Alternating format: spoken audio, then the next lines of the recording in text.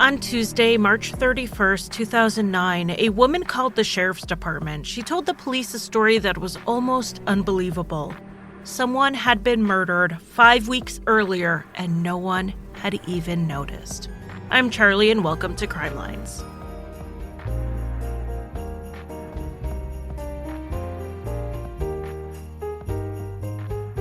Welcome to the first day of our 12 Days of Crime Lines. I have chosen a bunch of cases on my suggestion list that are too short for a full Crime Lines episode or have something in them I want to discuss, but they're all cases I feel need more attention or have something we can learn from them. So that means starting today and ending on the 20th, we are going to do 12 daily episodes. This case was suggested to me by Stacy, so I want to thank you so much for sending it in. Stacy also suggested I reach out to a YouTuber who goes by the name Hatman, who had some good sources for me, and I appreciate his help. I will leave his channel linked in the show notes. He's a commentary channel. He is not true crime, but it is there if you are interested.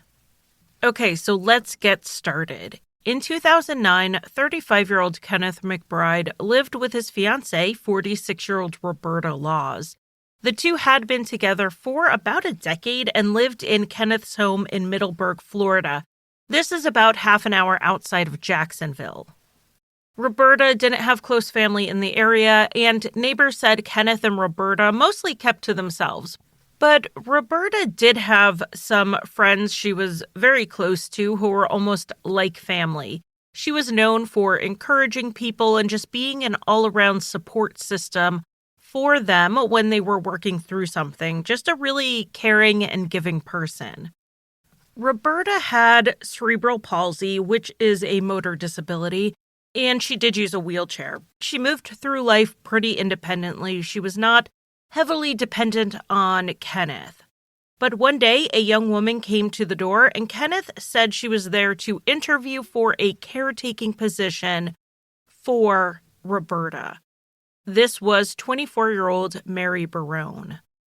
But Mary was not actually answering an employment ad like Kenneth said. Mary was actually Kenneth's other girlfriend.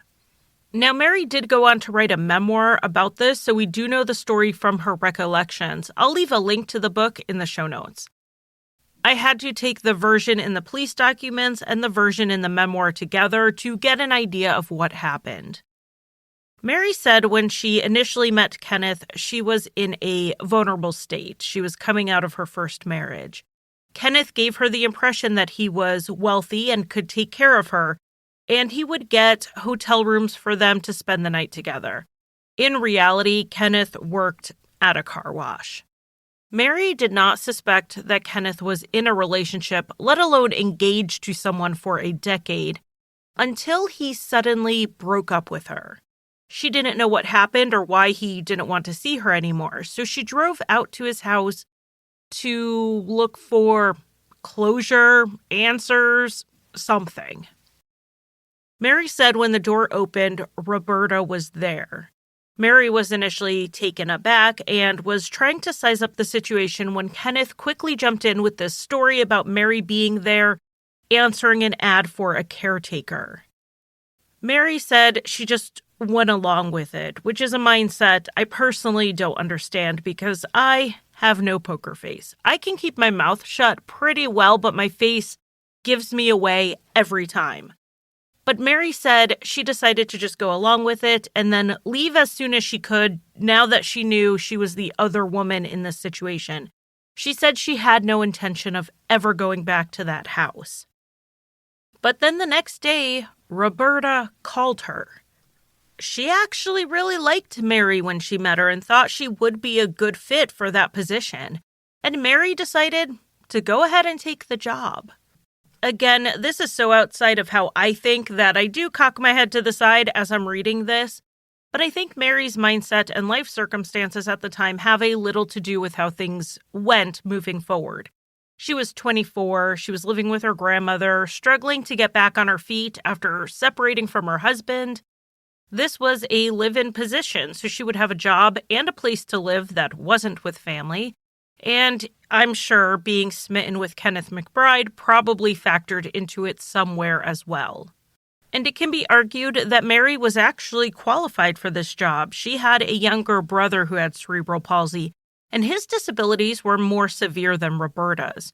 Roberta, like I said, was pretty independent, and she hadn't used a full-time caregiver up to that point.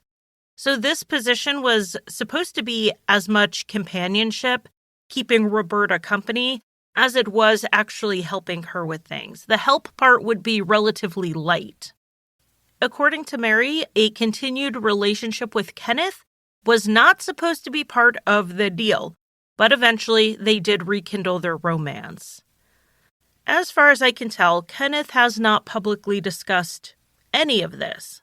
On the surface, I can see why people are suspect that this was a setup from the start, that Mary knew about Roberta, and they realized the only way they could live together was to have Mary move in as a quote-unquote caregiver.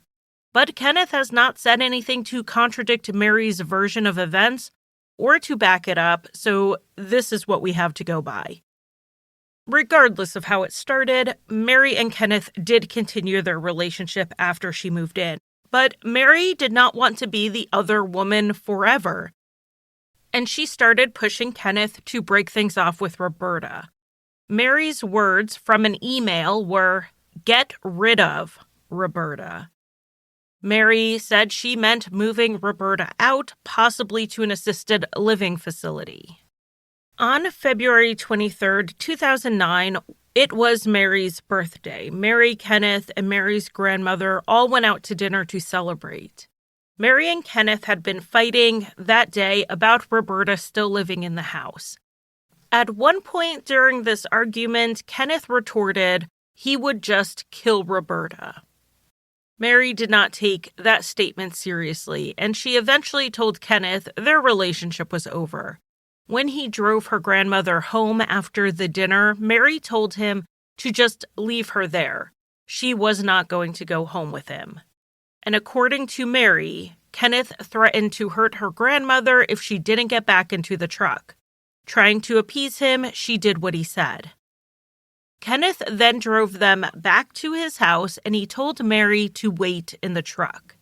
He went inside and was in there for anywhere from 20 to 60 minutes, depending on the source. Then he came back out to the truck and told Mary to come inside. When Mary went into the house, she found Roberta in the bedroom, tied to the bed and gagged. There was a rope around Roberta's neck, and Mary could tell she was already dead. Kenneth told Mary he had strangled her. He had, in fact, gotten rid of Roberta. Kenneth then ordered Mary to get 2 big black trash bags from the kitchen. He cut them open and duct taped them together into what has been described as a makeshift body bag. Kenneth cut the ropes off of Roberta's body and threw them away. He then rolled the body into the bags and wrapped them with duct tape he had gotten out of his truck. Then Kenneth and Mary drove to Walmart, where they can be seen on CCTV footage buying a shovel. Mary said they then went back to the house where Kenneth dug a hole in the backyard while she cleaned the house. The next day, the 24th, Kenneth brought the body out of the house and put it on the back porch. He then piled bags of actual trash around it so it wouldn't look suspicious to anyone who happened to see it. Then, after dark, around 9 p.m., he dragged Roberta's body to the hole he had dug and buried her, covering the hole with boards. The day after that, Kenneth packed up all of Roberta's things, which included her wheelchair and her toilet chair, and donated it all to the Salvation Army. Within 2 days of Mary saying it was either her or Roberta, Kenneth had managed to make it look like Roberta never existed. As for Mary, she said at this point she was staying in Kenneth's house under the threat of death. Not just her life was threatened, but also her grandmother's. She said initially Kenneth would tie or handcuff her wrist to the bed so she couldn't leave. Then he started letting her move around the house while he was home and would only restrain her when he had to leave. Mary wrote in her memoir that the more she complied and seemed to go along with things, the more freedom she was given. Eventually, weeks into this, Kenneth began trusting that Mary wouldn't leave. One night on March 30th, 2009, Kenneth fell asleep in the bed while Mary was still out on the couch. After she was sure Kenneth was asleep in the very early morning hours of the 31st, Mary snuck out of a window and walked to a local convenience store. She asked for a ride to a friend's house where she then called the police and told them this entire twisted story. It had been 5 weeks since Roberta Lars was murdered. After hearing this, the police wanted to gather evidence, but all of the evidence was on Kenneth's property. That would require a warrant, and at this point, they just had the statement of a woman who admitted she helped clean up the crime. Under duress, yes, but still, they wanted more to take to a judge for a search warrant, I'm sure. The police had Mary call Kenneth and try to get him to admit what he did while they listened in. And Kenneth, not quite as smart as other suspects we have talked about on the show, did not sense the trap Mary was laying out for him. He admitted enough over the phone that the authorities had what they needed for not just a search warrant, but also an arrest warrant for Kenneth McBride. Kenneth was then pulled over as he was driving around town, possibly looking for Mary, and then he was arrested. They knew exactly where he was when the warrant came through because they had been surveilling him all day. After his arrest, Kenneth was asked if he was willing to make a statement, and he did. He straight up confessed. He said he went up behind Roberta with a rope. He said he was sorry, and then he strangled her. His words were, he choked her like a dog. The idiom choking like a dog actually means buckling under pressure, but Kenneth used it to describe the cold-blooded murder of a woman he claimed to love, who he supposedly wanted to marry, and who very much loved and trusted him. Meanwhile, the search warrant on Kenneth's property was carried out, and just like Mary said, Roberta was found buried at the base of the porch. They even found the box of trash bags and the roll of duct tape used right in the places Mary told them they would find them. Everything Mary said in her statement that could be proven was proven at the scene. According to the Clay County Sheriff, Roberta's body was well concealed. Even someone in the backyard may not have seen where she was buried because he had put boards and other yard items over the grave. Kenneth McBride was then charged with Roberta's murder, and the state announced they were seeking the death penalty. And you may be wondering about any charges pertaining to the 5 weeks he allegedly kept Mary captive in his house, first by restraints and then by threats. Well, I'm using the word allegedly, so you can guess already that Kenneth was never charged for this. As for why not, I can't answer that. No one has come out publicly and said anything. I can speculate based on what we've seen in other cases. Now, in this case, there was only Mary's word that this happened. And while that doesn't necessarily mean they couldn't charge him, I do think the Walmart security tape undermined Mary's story too much. There was this video of Mary with Kenneth on the night of the murder where they were buying a shovel at Walmart. She didn't alert anyone as to what happened, and while body language is nearly impossible to judge with those terrific security camera angles, there really were no obvious issues with how she interacted with Kenneth that would set off any alarm bells. Now, of course, we know trauma can make people act in ways they wouldn't normally act. It can send people into a daze, and that's very well what could have happened here. However, what would this video look like to a jury? In the end, those were the people who needed to be convinced.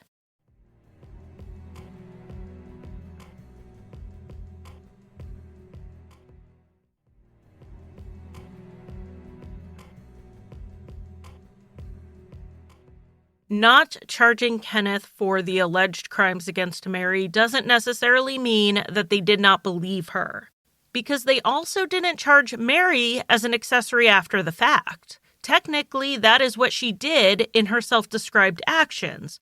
But if they had reason to believe she acted under duress, and a good chance a jury would believe that as well, there were no grounds to charge her. In addition to all of this, they did want her testimony against Kenneth.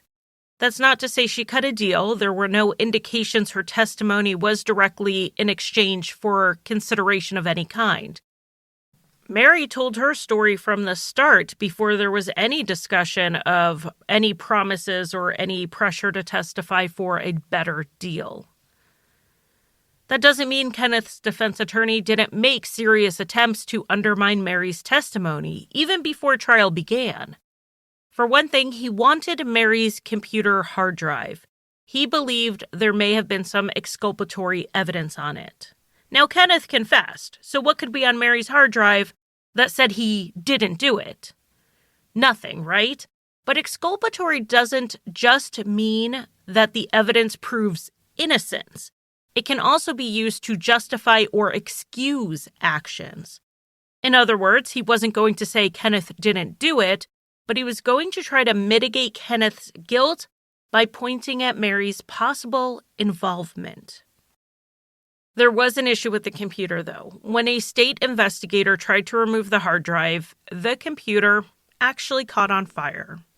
Now, I did not know this could happen. It guarantees I'm never going to touch the insides of my own computer, but the damage was documented. And it was extensive enough that the state had to compensate Mary for the loss of the computer. The defense was told the hard drive was a loss, but they wanted it so they could have another expert look at it to see if anything could be recovered. Now, another thing they wanted pre-trial was for Mary to undergo a psychological examination. Mary had already said in interviews that she had schizoaffective disorder and PTSD. For those who don't know, schizoaffective disorder presents primarily with symptoms of schizophrenia, but alongside the symptoms of a mood disorder. It can include delusions, hallucinations, as well as depression and mania. Mary said she did have hallucinations, like seeing her father on the street or next to her bed, even though he had died years before. It isn't necessarily that Mary's mental health conditions made her more likely to lie, but that they made her more likely to have memories or perceptions of what happened that weren't entirely accurate or were even completely false. Now, at the risk of repeating myself, Kenneth confessed, and the evidence at the house was found where Mary said it would be. So we know she didn't hallucinate or misremember the entire thing. In fact, her memories, like exactly where the garbage bags were remarkably clear. But this was a death penalty case. It's not entirely about guilt versus innocence, it's life or death, and his attorney wanted the best chance at getting Kenneth a life sentence instead of death row. If he could bring into question the worst parts of Mary's story or make the jury think she had more of a role than the state said she did, Kenneth did have a better chance at mercy.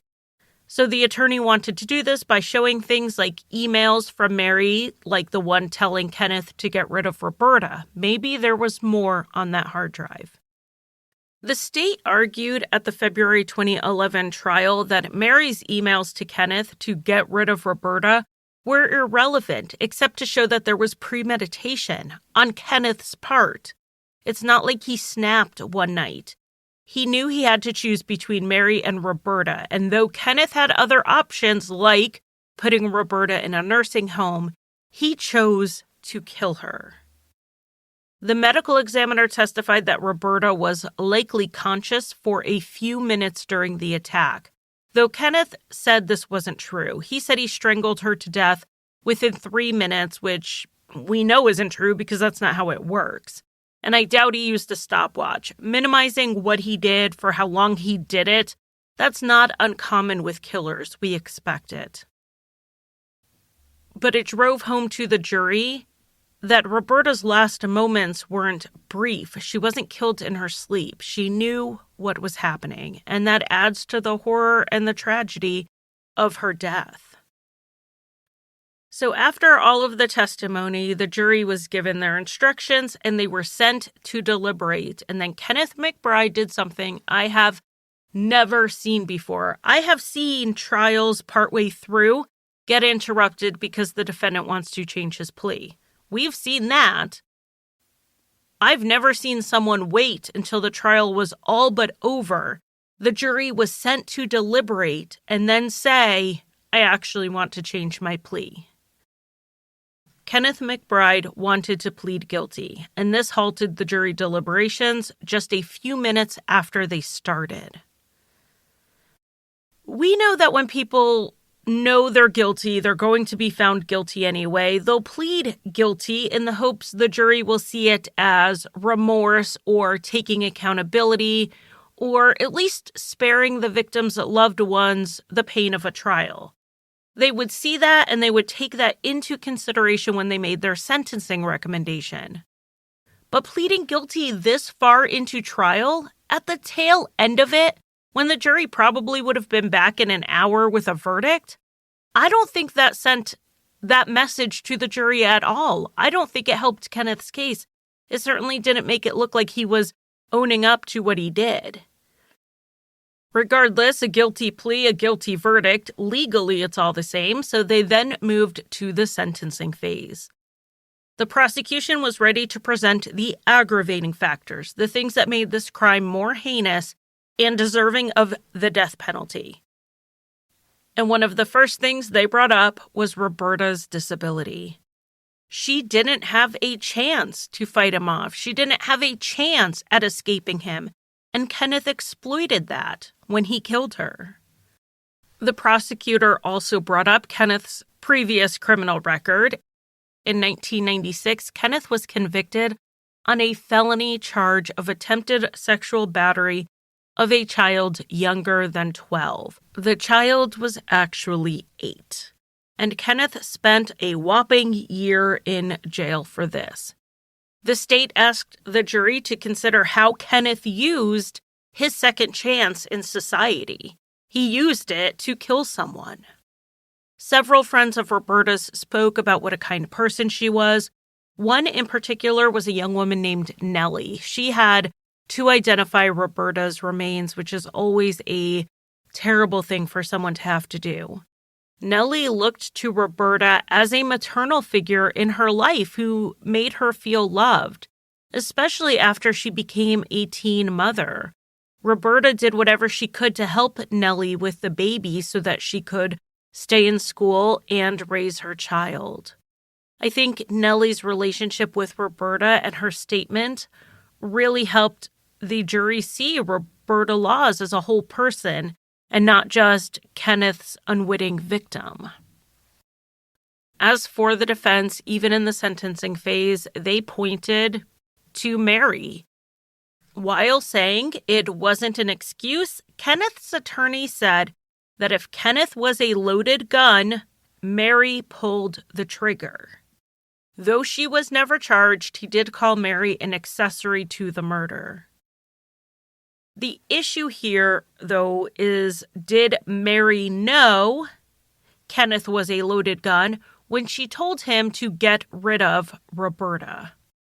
Obviously, that is very heavy language for Mary to use, and it was dangerous language to use if she knew Kenneth was capable of homicide.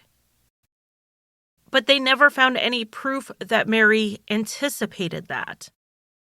Nothing found showed that was the intended consequence of her words. So yes, Kenneth may have been a loaded gun. Maybe Mary pulled the trigger, but did she know that's what she was doing? Now it's up to everyone to evaluate cases like this and decide what they believe. But when we're talking a court of law, we need evidence. And that is part of why the defense wanted that hard drive so bad, because there may be evidence of Mary's intent. But without it, it just wasn't enough. The defense did put on some character witnesses for Kenneth. They all described him as a pretty average person who lived a pretty average and somewhat quiet life. His attorney said that life in prison for Kenneth, living with what he had done, would be a terrible life for him, especially if and when the other inmates learned that he had been convicted of an attempted sex offense against a child. Kenneth was not going to do well in the system, so life in prison would be a terrible punishment. The defense is trying to tell the jury sparing him the death penalty isn't a huge mercy, and hopefully that thought would make it more palatable for the jury to spare his life. The jury deliberated for under 15 minutes, and they recommended the death penalty in a split vote of 8-4. In Florida, at that time, the jury only had the power to give a non-binding sentencing recommendation. It was ultimately up to the judge.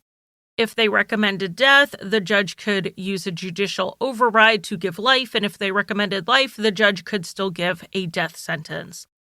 The rule has since changed more than once. In 2016, Florida got rid of the judicial override, and then in 2017, they began requiring a unanimous jury decision for the death penalty to be handed down. With Kenneth McBride, it was not a unanimous verdict, so if the judge gave him the death penalty based on that jury recommendation, Kenneth would likely have since filed an appeal to request a new sentencing hearing. But the judge didn't give him the death penalty. After thanking the jury for their service and having them leave the courtroom, Judge John Skinner shocked everyone and announced that he was sentencing Kenneth to life without parole. Judges rarely used this judicial override in sentencing, even when it was available to them. Yet here we are, and he's using it. All he said as to why he made this decision was that he believed prison was the right place for Kenneth to go and die. He indicated he saw some remorse in Kenneth, which was something other observers apparently did not notice. The prosecutor did file an 8-page objection to this. This isn't an appeal. It's not even a challenge that would change anything.